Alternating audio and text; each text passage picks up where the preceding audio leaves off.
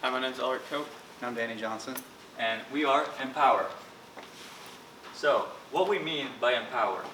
We want to empower students and kids, and so we came up with an acronym Empower, with E being eco-friendly, M being mindfulness for sustainability, P being positive about sustainability and creating action in the community, O being opportunity to create change, W for wisdom to nurture personal growth, E for education and STEM concepts, and R for resourcefulness tools to aid personal development and empowerment. So here at Empower, we want to create a more sustainable future. And in order to do that, we want to teach middle school and high school students to develop a passion for STEM learning. And we will give them tools and lessons to help them foster that passion to become more capable engineers in the future, to help solve sustainable problems. For example, the average American household having over 10,000 kilowatt hours per year, and try to lower that. All right, so what are we actually doing? Well, our idea isn't as much of a product, it's mainly just an idea. It is a nonprofit outreach initiative for children's in grades 6 through 12, so middle school and high school students. What we're wanting to do is actually establish like an annual summer camp for these students, starting at local school districts in the Stillwater area, and then work our way out to more municipalities to try to spread these messages to get them more motivated, more passionate about STEM, and give them that exposure to the STEM world that they don't usually receive in their normal lives. We're also trying to establish an app that would have a set of lesson plans for them to follow along with so that they can learn. So this would consist of things like video lesson plans, like AI tutor help, and it would also provide resources to lab kits like the kind of technology you see on the demo table in front of you. These kits, they can be bought online or sometimes at stores for around the price range of $30 to $40, but we're largely nonprofit, so we want to decrease the charge out of their pocket as much as possible by making these kits available to local libraries and schools. So we have open source in mind. We want to make sure that our plans, our lesson plans, are available to everyone. So we're going to make sure that everything is open source and the kits are already buyable on Amazon and very affordable. So there's this new upcoming company called WebFPGA. FPGAs are field programmable gate arrays. It's a big term, but essentially you can make your own computer chip. They made a web-based browser extension or browser model where you can code it and do it all in the browser. So you can use a Chromebook to do all this. So any kind of middle schooler who doesn't necessarily have a computer at home, in most schools they give out Chromebooks. You can also use Arduinos in Chromebooks. And then, like Danny mentioned, we want to use a teaching app that could have embedded AI to help you figure out your errors and what you're not doing right. We want to have step-by-step videos, and then we also want to build in sustainability challenges. So maybe you're at home, you could, oh yeah, I should open my window, or maybe I should measure the temperature inside and outside and know the difference between the two. And so this would encourage kind of some activities inside of the students' minds. And so for our roadmap, we kind of set up three different phases: year 1, year 2 through 5, and year 5 through 10, and kind of just guide you through what we want to do. Right, so for our first year, it's mainly just going to be the setup phase. We don't expect to have actually had any impact just as of yet. This is setting up to actually achieve a more long-term impact. So what we're going to do to first set up is we're going to work with student organizations here on campus and ourselves and our own connections to try to establish volunteer lines, who's going to actually be working towards this. And we're going to try to reach out to like local middle schools and the children that are in churches or Scouts of America or any of these organizations that are closely working with children to try to raise them up on certain values. So from year 2 to 5, we want to continue that outreach and try to expand our program to like Oklahoma City and Tulsa. And we also estimate that we'll have 100 plus students enrolled in our program and then have around 1,000 app downloads.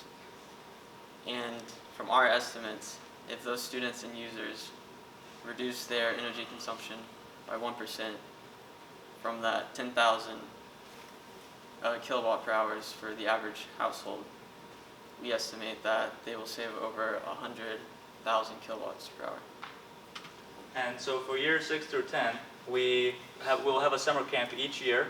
And so by the 6th year, we'll have some students who will be graduating high school.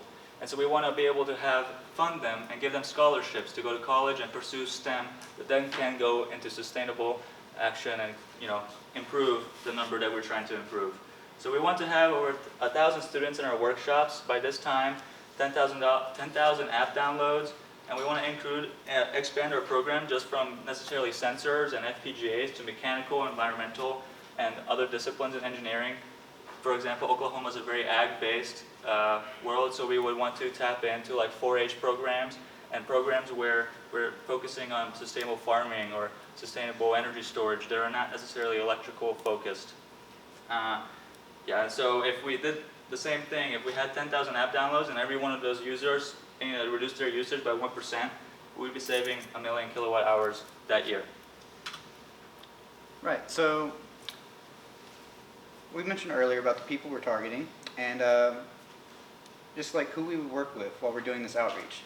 We believe that parents of these students will be also want to be really involved and be really interested in this kind of program, because parents want to see their kids succeed and they want to see them be smarter, and there's just not access to this kind of thing in a lot of places. The STEM programs in schools are just now starting up, and they're a brand new thing. So students don't really get a lot of exposure for this kind of thing. For our funding, there are many resources out there for STEM learning programs, and here are a few that we could utilize. And also, we would like to work with companies to help put on events like this to help students keep learning. So we have some requirements. We want to make sure we have an app. We to maintain that app through open source development. We're going to make lesson plans that will show that in our demo, and we want to do some collaborations between universities. Some of the limitations are funding. The app is open source, so that's of course not a paid development. We want to have AI integrated, but that is difficult to just start off. And we want networking is kind of also difficult in this area because it isn't necessarily a money-making machine. And then getting students involved. These are all challenges, but we're ready to face those challenges. Right. So we have a demonstration of a couple of the kind of kits and labs that these students would participate in. So we have made up a couple easy things that you might be able to use around your house to help with your sustainability of just your home energy consumption. So here we actually have a motion sensor that you can see is detected to a light that's turned on. But whenever the motion or the interference of the object is no longer detected, the light should turn off.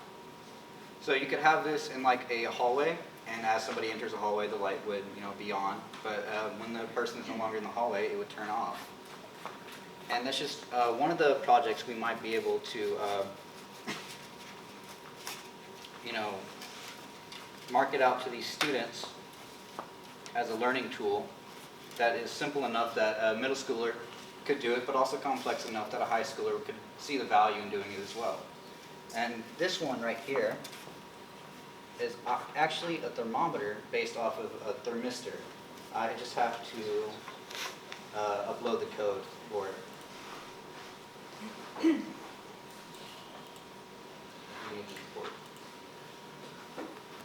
We just need to change the port because we switched devices in order to showcase it.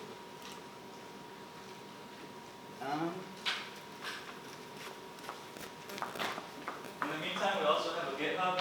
This shows all of our lesson plans. So we created a document where we give out 8 months of lesson plans, so a student can have one lesson plan every month. Thank you for listening. We appreciate it. We're empowered. Let's go. Let's help the students.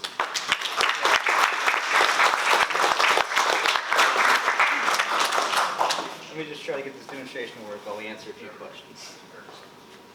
Just out of curiosity, so it sounds like your guys' approach is really a grassroots approach, right? Yes. Get it from the ground up and, Exactly. and growing the kids to get interested in STEM. So I know you mentioned Arduino. Now, during your research, did you find any information about, the getting students involved in STEM and excited about these different use cases that you're providing there, in terms of projects and what the impact was in terms of energy consumption? Did you give any use case that kind of had? Right. So I've had a lot of experience with this kind of thing in my own life. Throughout high school, I was involved in an extracurricular organization. It was just a robotics team. It was just an after-school robotics team. But a lot of our outreach was just based in interacting with these local students at local school districts. And we really wanted to get them more passionate in STEM, because we knew that by doing that, it would also mean our community would prosper more. And they'd grow up to be able to solve the complex solutions that we need for a better world. And we actually did see a change in these students, that by interacting with them over a period of years, more and more students ended up showing up at the career tech that we were part of, that we were doing this robotics organization through. More and more students were joining this career tech because they now knew about that opportunity. They were exposed to the world of STEM, and they knew that it was something they could use to achieve their passions.